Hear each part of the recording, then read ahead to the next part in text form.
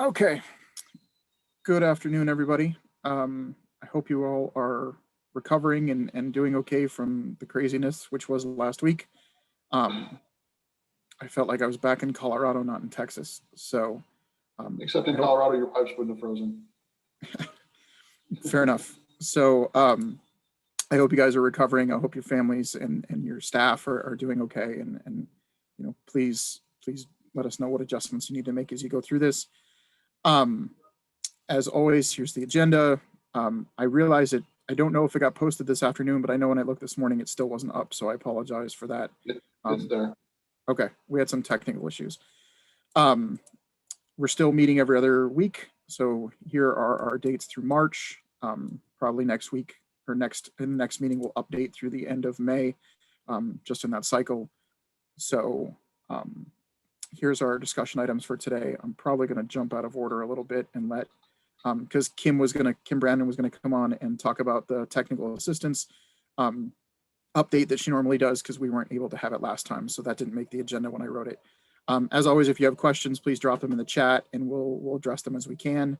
But with that, I will turn it over to Kim and I'll stop sharing. Okay.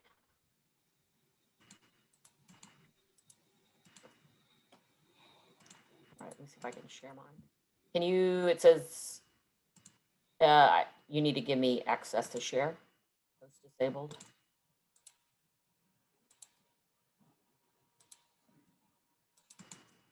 There I go. Okay. All right, so let me go through all these and I'm going to try to show y'all where these are located. I updated the date on this flyer and it is posted with the webinar link, but some of them you'll see, since I created this for the last meeting and I didn't get to come, you'll see that some of them are very timely. So this Texas Home Learning Accommodation Companion Guides, these are companion guides for general and special educators that help them identify support options that meet students' needs with the THL materials or any materials. And let me show you where that's located. If you go to Texas Home Learning, that when you click on the link on the document, it'll take you to this page.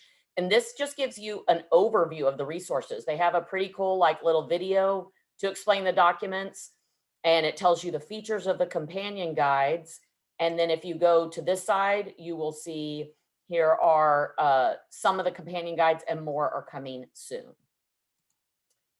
So that's one resource. Let me get back to this. The next one is just an update. We've had, I don't know how long they've been there, but the dyslexia and related disorder FAQs on our TEA website.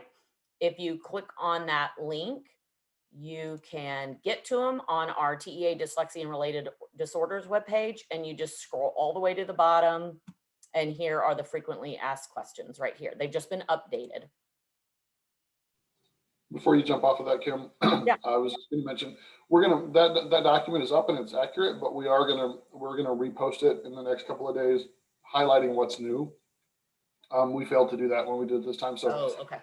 We didn't take anything off. All the questions are there. They're just the last several questions are new, and we're going to go ahead and highlight those for you, just in case people are wondering about what version to look at. Like that one's going to be updated. The link will be the same. It'll all be the same. But we're just going to highlight the new stuff that's on it. We failed to do that when we put it up this time. Okay, thanks for that, Justin. The next resource I'd like to highlight, we have on our Inclusion Network has posted 5 UDL, Universal Design for Learning courses that anyone can take to get up to 30 continuing ed credits. If you click on that link, it takes you here and you would go to online professional development and you'll see here are the free online courses of UDL. I've reviewed them quite a bit and they're pretty easy to get through. They're a little interactive. So I highly recommend those. We also have a supporting early childhood transitions guide that our transition network has recently posted. The topics in here are like how to establish a supportive early childhood environment, promoting communication and collaborative relationships, developing a transition plan, self-determination skills. So if you click on that link, you'll go get to the Texas Transition Network, and you go to resources, and there it is. The other one, this goes back to what I was mentioning, is pretty timely.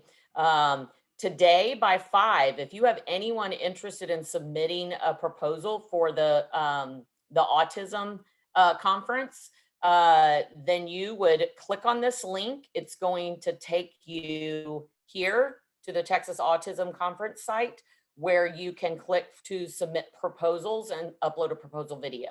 So I know that it's today is the due date, but I thought it was worth still sharing that in case y'all had something at the ready that you'd like to promote.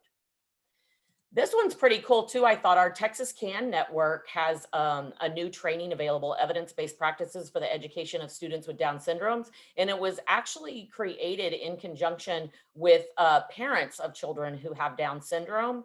And the topics on here are inclusion supports, strategies for teaching academic and functional skills, and promoting pro-social behaviors. But I like the fact that it was created by in conjunction with parent feedback. So here's where you would sign up and register for that workshop. And then the last thing I like to highlight, our Child Find Network has posted a special ed informed consent quick guide and online module. So these are all about obtaining informed consent for FIIEs, reevals, and initiating special ed and related services. And if you go to click on that link, it takes you to the page, and they're right here, a little video and then a quick guide that is a companion to the video. Okay. Hey, Kim, real Yes. quick, Shirley Sanford from Region 13 put into the chat something about the date being extended. Shirley, if I give you the power of speech, could you let folks know any information you have about that? No pressure, Shirley. I just unmuted you and called you out in front of 250. Yeah. Sure. There's not much information. It's just that we decided to extend the date because of last week's weather and everybody, the internet's being out. So if the date's been extended. So if you have a proposal, submit it. We're ready, waiting.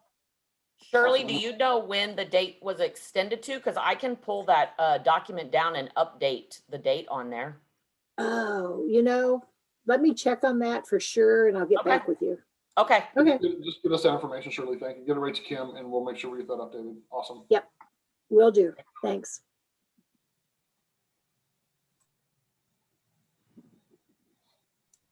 Okay, Justin, you're up.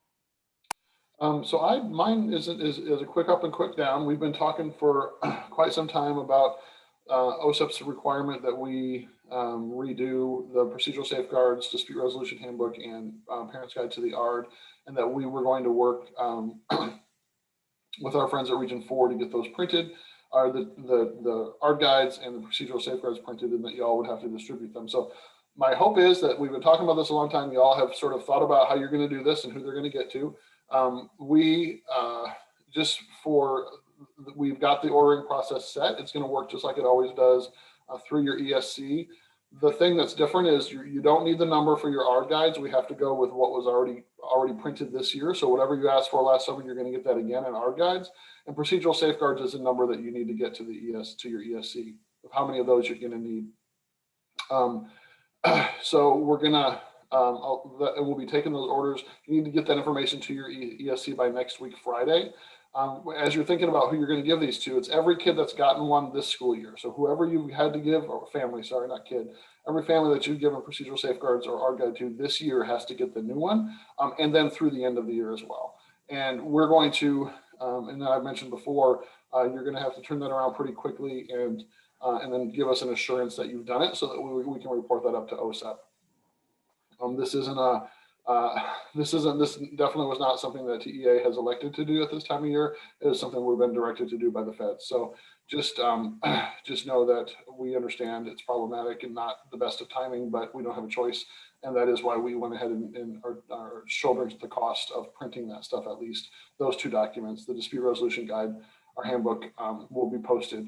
Once we get, we're waiting on a translation of one of the documents. Once that's in place, we will post everything so that if you don't need the hard copies, you can go ahead and download or provide whatever you need to folks there. Or to the folks in your LEA, I'm sorry, I'm getting distracted by the chat. I should turn that off. Just so know, you're going to have to get your number of procedural safeguards that you need to your ESC by the end of next week, by March 5th. So hopefully you can jump on that pretty quickly. And again, it's everyone that you provided them to this school year and through the end of the school year. I've had a couple of questions about the degree to which you need to customize that last page.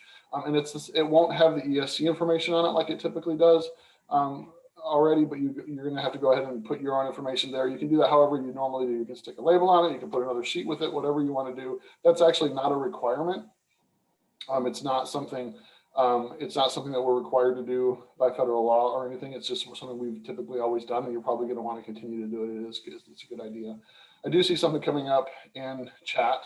What do we have to do by March 5th? By March 5th, you have to get your number of procedural safeguards to your ESC SPED director. So every ESC is doing it a little bit differently. Some have a Google form, some have some other things. But you will have heard from them about how they want that information from you, and then they're going to roll that up to Region 4 for us. The question about required to provide a hard copy or electronic copy. So with procedural safeguards, this is not new, but I think some folks, whenever I bring it up, act like it's new because maybe they just didn't know about it. But the default is a hard copy unless your parents have elected to receive information electronically, unless you have that active sort of agreement to receive information electronically. If you've done that, then you can provide it to them electronically like you always have. It's just not okay to assume that they want to access it electronically. So if you have the electronic copy and you have that in place, that infrastructure in place, you can go ahead and give it to them electronically. We're going to get those posted as soon as we can. I don't have a date on that yet because we're waiting for the Spanish version of the procedural safeguards to get back to us. Once that happens, we'll post them all and let everybody know through the ESCs and through this webinar or wherever else that they're up and available. So electronic copy is not available yet. We will let you know when they are. We don't have a date for the assurances yet because I want to make sure that whatever I give you, it is going to be a tight turnaround, but whatever date I give you is going to be reasonable. And because we don't have all the files to Region 4 yet, they can't tell us how long it's going to take to print everything. And so once we get there, I'll set the date and let you all know it's going to be a few weeks turnaround, but it's not going to be months. So you should be working on a plan on how you're going to do that. And be ready to push play once you get those in house. I don't want to set a date and have it be arbitrary and then have to move it. So just know that we're going to, once we find out from Region 4 exactly how long it's going to take to get these documents to everybody, then we'll set that date for sure. OSEP wanted it already at the end of this month, and they don't seem to care that that wasn't possible. So, but know that we'll be as reasonable as we can, but it is going to be a tighter turnaround. So we have a plan in place and be ready to execute. So Janina Roberts is asking a question that I don't understand. How can we update this information for the district? I'm not sure which information you're talking about, Janina.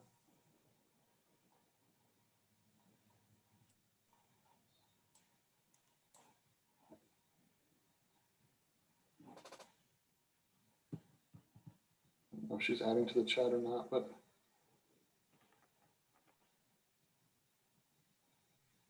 oh, so she doesn't need any printed and wants to know if they'll be receiving them in print. If you ordered ARD guides last summer in print, you're going to get that same number of ARD guides again. If you tell your ESC that you don't want any procedural safeguards, you won't get procedural safeguards.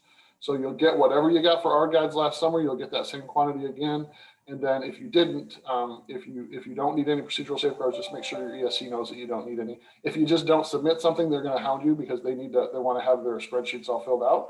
So if you don't need any, make sure that you let them know that so they can put a 0 next to your district.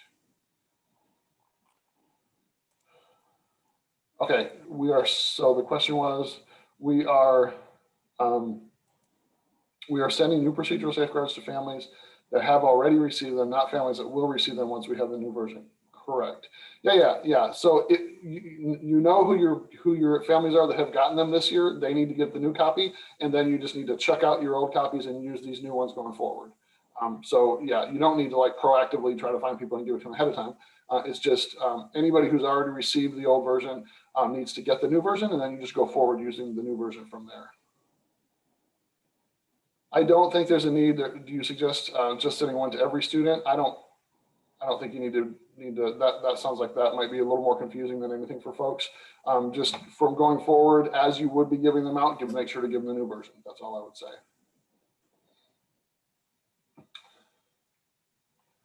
Do parents have to sign they elect to receive an electronic copy? That is in place, so you can't just make it. They have to actively say they want to receive electronic documents. You probably have that already in place in your district in some way, shape, or form that covers everything. And so that's whatever your procedure is for getting that is I would go with that. Talk to your I think talk to your district level folks about whether that's in place or not if you're not sure. Most likely it is. If your board policy would say something to that effect, I would imagine. That they have something like that in place. So again, that's not new information. That's from CFR and has been in place for quite some time. So I don't want folks to start spinning out thinking they're doing something wrong. It's most likely, that the procedures that you have in place are good to go. So no, the updated versions have not been posted yet. If you're pulling them down from other places, they haven't been posted yet. So don't think that what's posted anywhere is ready to go. We'll let you know when they are.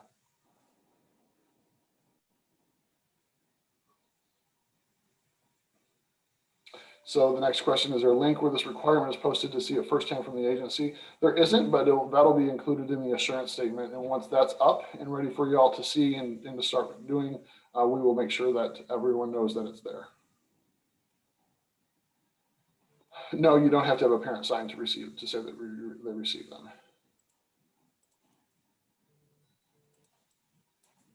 In the meantime, keep giving. If you have folks happening right now and you need to give the 2020 versions, you can do that, of course, because you don't want to be out of compliance for providing them with that information. But it would make sense to let them know that there is a new version coming from the state.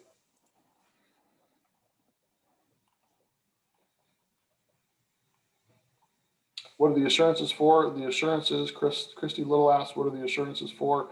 What are we assuring? You're assuring that you have done just what we were just saying, that every person or every family that received an ARD guide or procedural safeguards in the 2021 school year has the new version, and that that going forward, that's the version that you'll use.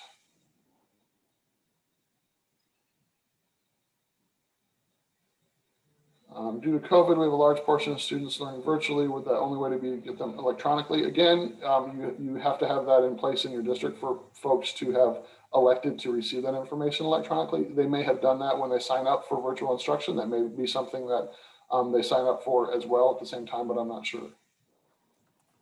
All the students from the fall, what about students from the fall? All the students from the fall have to get the new versions. That's what I mean by saying everyone who's gotten one this year has to get the new version. Is it for the current 21 school year, or can we provide those in the fall of 2021 when the annuals roll around? No, if they've received one this year, in this fall, since school started this school year, if they received one, they have to get the new version, and that's what you're going to send us an assurance for.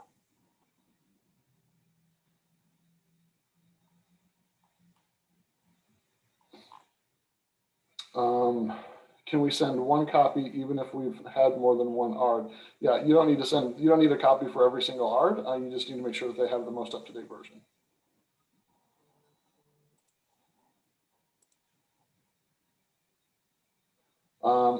Can you share any specifics about what is new and why a new version is being required? I can't tell you why a new version is being required. That was just something OSEP slid in November for us to do.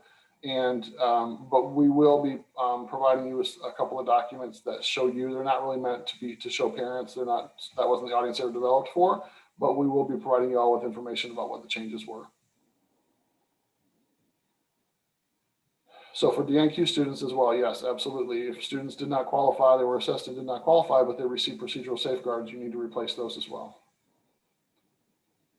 ETA on the new versions, we don't quite have that yet. It's going to be pretty quick. We're working as soon as we can get the Spanish translation in place. Region 4 will start printing and cranking them out. So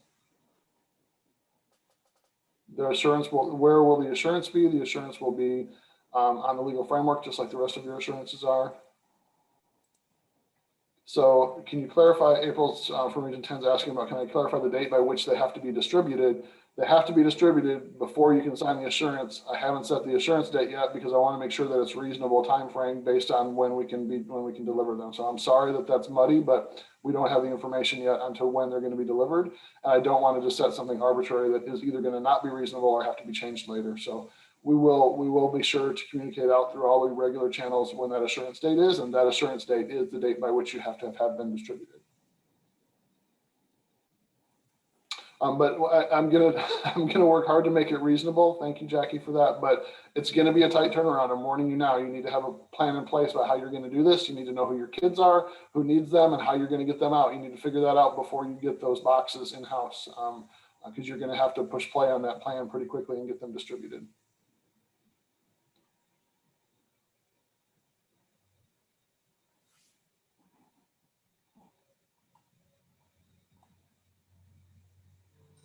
All right, Ed. I think that's slowed down the questions. So the one last question I see, Justin, is what if a student withdrew from the district? They would just mail it to the last known, correct? That's what I would do. Yep. Okay, that's what I would agree with. Okay, so a couple things. I'm gonna jump around on it, so let me share. Sorry, So- Jam 15 asked one more question. If LEAs have sent the documents to all necessary parents, are they okay assuring? Yes. Yeah. Are they okay assuring that they were received? Yes. If you've provided them, put them in a backpack, sent them home, done what you need to do, that is, you have provided that. Thanks for that, everybody. Sorry for the rolling questions. I just want to make sure we got as many of them answered as we could. Okay, so one request we got, which we worked on, is obviously this is the recent and upcoming TEA webinars page that we maintain, where you can get the agenda from today and the resources. A request we got was, the special education newsletter we send out on a monthly basis. It would be great if it's a great resource. It'd be great if people could access old versions of it without having to search through their email. So it's already up, it's already live. If you go to the recent upcoming webinars page, this drop-down menu shows you all the newsletters that we've put out so far. And you just click on the link and it opens in a PDF. It's an accessible PDF, so you can access all to your heart's desire, all the different things we've sent out through Gov Delivery, all the links work. Obviously, if something happened in the past, you can't register for something that happened 6 months ago. You can try, but it won't work. But at least all the materials here, and we wanted to make that accessible based on the requests we got. So we'll continue to load those up there. It is a bit of a process to get from Gov Delivery to here. So we'll get them up as soon as we can, but when we send out the February one, for example, we'll get it up here too. So there's that. The other thing, so this is, make sure I'm on the right page. Okay, so this is the TEA's overall recent TEA guidance that the agency maintains, and with special education. And I wanted to highlight, because we've gotten a couple questions and run into a few issues.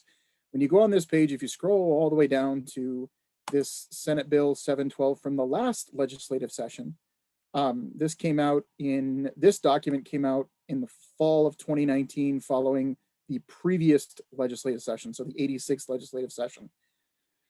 The reason why I wanted to highlight this to folks is because, again, we've gotten questions, but this document talks about all the different things you can't do. And most importantly, one of the things that you can't do is right here, which is prone or supine restraints. So students cannot be restrained face down, face up, either one, on the floor. We understand that this little snippet from the law is relatively complex with all the different things it's trying to do. So given some questions we've had come up, we wanted to be very explicit in that floor-based restraints that are face down or face up are prohibited. They cannot be used. So when that comes up through monitoring, there will be corrective action that comes from that, simply because of the safety risks involved. So I'll pause there because I suspect I'll get questions. So I will drop this link directly into the chat for the SB 712 document. Yes, and I also see the questions about, will this be recorded? The webinars are always recorded, and we post the recordings. It usually takes us about 24 hours to get the posting up. However, we will post it. So there was that one. And then the other item I just wanted to review is I know we had a discussion before the storm. I think it was the beginning of February where we talked about the SSES project and what we're doing with the SSES project. Our deputy commissioner wanted to make sure that, and we talked about it because I'm working on that project too. We wanted to thank all of you guys and all the directors for what you've done as far as outreaching families and communicating with them about the program. We have had, I'm still working on the exact numbers, but I'm surprised by the number of applications we've gotten and how many applications we've gotten and the different things that the parents are doing with those resources, ranging from technology to services to materials to try with their kids, to provide supports during the current situation we're in regarding COVID and potentially still being in remote learning. So we just wanted to really thank you guys for doing that outreach and communicating with parents. And even in some cases, I know that districts have gone above and beyond with helping parents have access to technology to apply, helping getting them information to apply. I know in one case, we have 2 different ESCs working with a family to try to get them to apply in the district. So I know that a lot of effort is being put in, and it's really good for us to see what's coming. So there's a clarifying question in chat from Don Wood. So even though you're not using material, an object, or a device, only staff are doing the restraint, it's still not okay? Just correct. asking because of the wording. Okay, that's what Correct. I thought. Yeah. So yes, we went through that with our legal team, that yes, it doesn't, because the actual law talks about a technique, so a restraint is still a technique. So so a prone or supine floor-based restraints are prohibited. Is there a way for us to know which of our parents have accessed funds? We're trying to figure out a way to make that accessible. When we sent out the list initially of which kids in your LEAs were eligible, that required us to upload 1,200 rosters to individual districts, which is what we would be required to do again. That's obviously a kind of a cumbersome, time-consuming process. So we're trying to figure out if there is a better way to do it.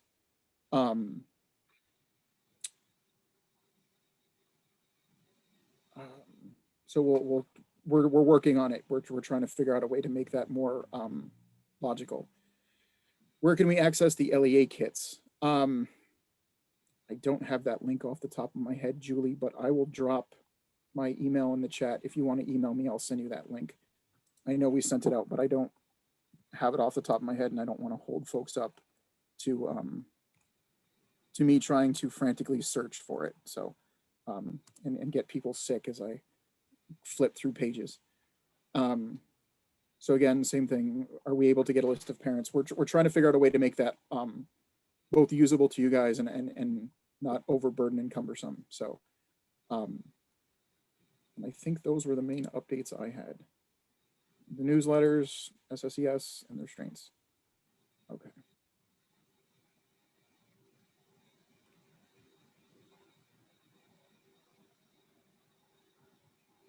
Oh, looks like Jam Page sent it to us.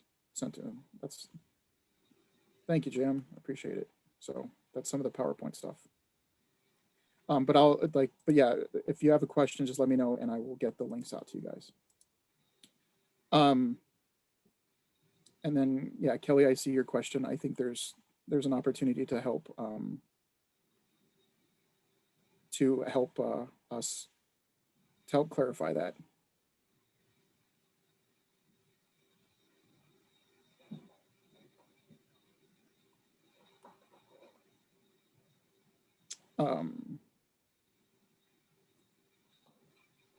Stephen, I think only thing that we would be able to do is notify if a parent has applied. That does not necessarily would mean participating. So, but obviously we would work through all of that with our legal before we did it anyway. And that's all I have. Justin, do you have anything else?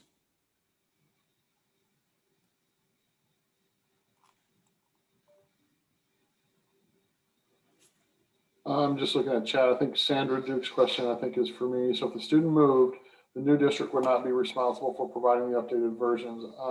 It's just, it may very well be that the new district might not know that those have been provided or who those kids are. So I would just, belt and suspenders, I would go ahead and send it.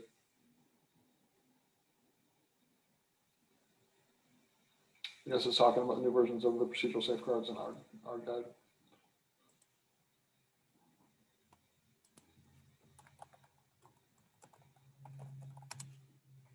All right, anything else, Ed?